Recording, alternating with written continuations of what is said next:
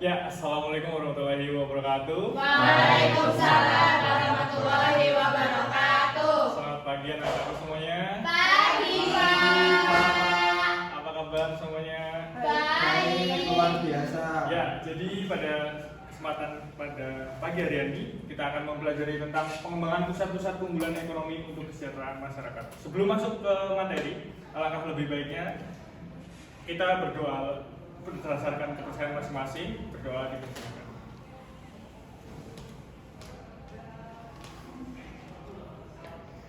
Berdoa selesai. Ya, sebelum memulai, Bapak ingin mengabsen terlebih dahulu. Mulai dari Laila Pujiwati Nurhana, Mursalin Ahmad, Nevita Adawardani, Hadir, Pak. Novi Maria Amin, Hadir. Rahmanita Lestari, Retno Nisa Wulandari, Hadir. Rizka Maida Wulandari, Pak. Rizal M. Nisfi. Hadir. Ya, hadir semuanya ya. Ya. Hadir. Baik, kita akan membahas tentang pengembangan pusat-pusat keunggulan ekonomi untuk kesejahteraan masyarakat. Ya, masuk ke tujuan pembelajaran di sini kita atau saya berharap kepada kalian bahwasanya kalian dapat bisa mengidentifikasi pusat-pusat keunggulan ekonomi di daerah tertentu, yang mana sesuai dengan latar belakang di sini Indonesia mempunyai banyak keunggulan dalam bidang ekonomi. Keunggulan ekonomi yang dimiliki Indonesia dapat menjadi suatu potensi dan peluang bagi kesejahteraan masyarakat Indonesia. Pengelolaan keunggulan ekonomi yang tepat dapat bermanfaat bagi kesejahteraan masyarakat. Ya. Dari latar belakang tersebut muncul suatu pertanyaan, apa saja pusat-pusat keunggulan ekonomi yang dimiliki oleh Indonesia?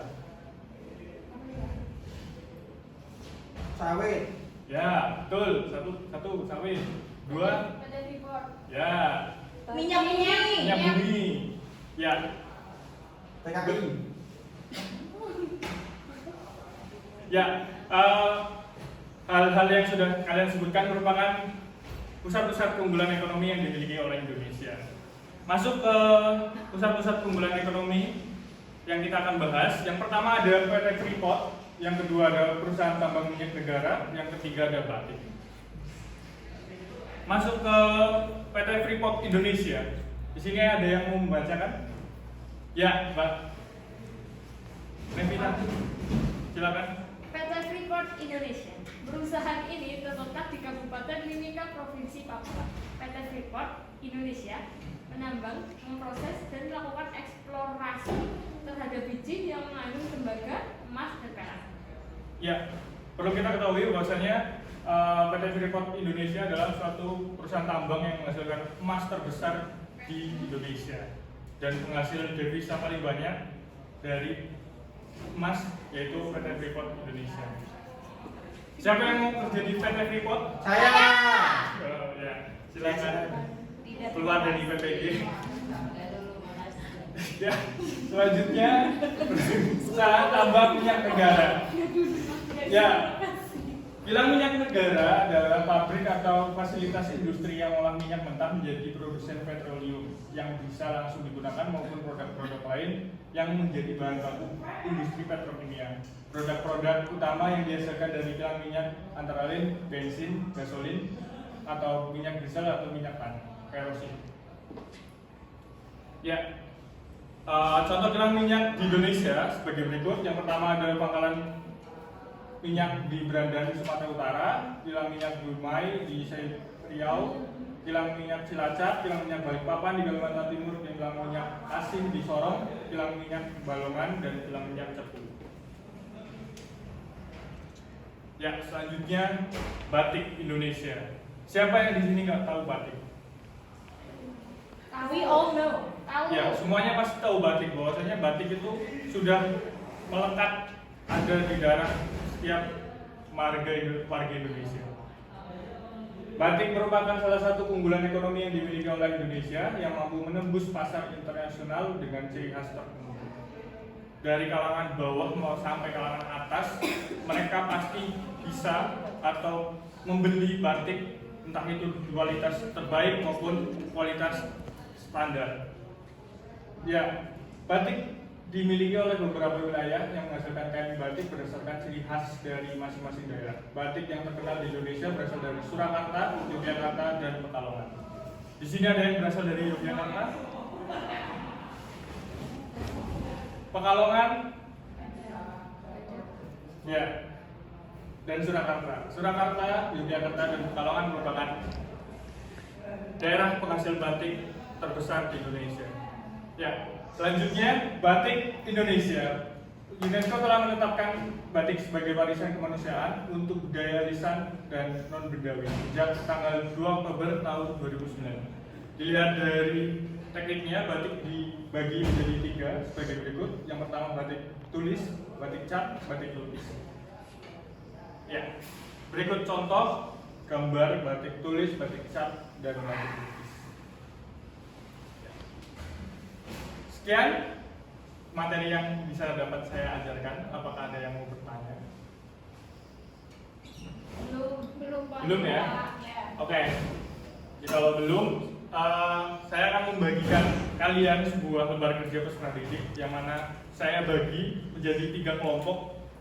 Di lembar kerja peserta didik ini saya bagi menjadi 3. Yang pertama ada tentang PT Freeport atau tambang emas, perak maupun tembaga yang tersebar di Indonesia. Yang soalnya adalah peserta didik diharap mampu mencari persebaran pertambangan dari Pulau Sumatera sampai Papua. Ini untuk kelompok 1 yang saya akan berikan kepada Mas Rizal, Mbak Ali, dan Mbak Rizka. Kemudian ada lembar kerja didik berdasarkan perusahaan tambang minyak negara. Diharapkan peserta didik dapat mencari persebaran perusahaan tambang minyak negara di wilayah yang di Indonesia dengan memberikan simbol di terhadap wilayah tersebut. Saya akan memberikan kepada Mbak Rahmanita, Novi, dan Nevita. Yang selanjutnya yang terakhir adalah keunggulan ekonomi batik Indonesia tentang persebaran batik di Indonesia. Silakan kalian bisa berikan simbol di belakang. Terdapat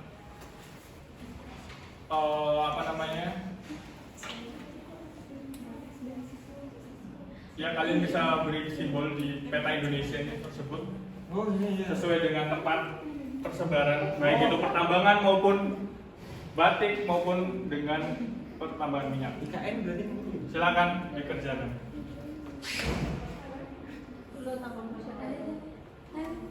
IKN ini Pak.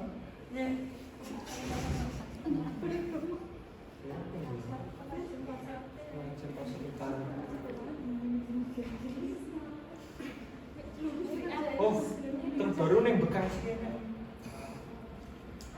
Ya, sudah? Sudah, oke.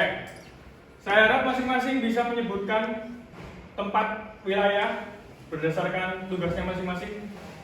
Tetap di tempatnya kalian masing-masing berdiri saja. Ya. Silakan dari kelompoknya Mas Rizal. Ya, yang pertama kami Mas. oh berdiri. Oh iya, maaf. Gerak. Oke, yang pertama kami menemukan minyak bumi. Minyak bumi ada di Bekasi, ada yang di Cepu, Jawa Tengah, ada lagi Majalengka, terus Pulau Seram itu udah. Ya, silakan duduk balik. Terima kasih. Selanjutnya pada kelompoknya Mbak Laila tentang batik.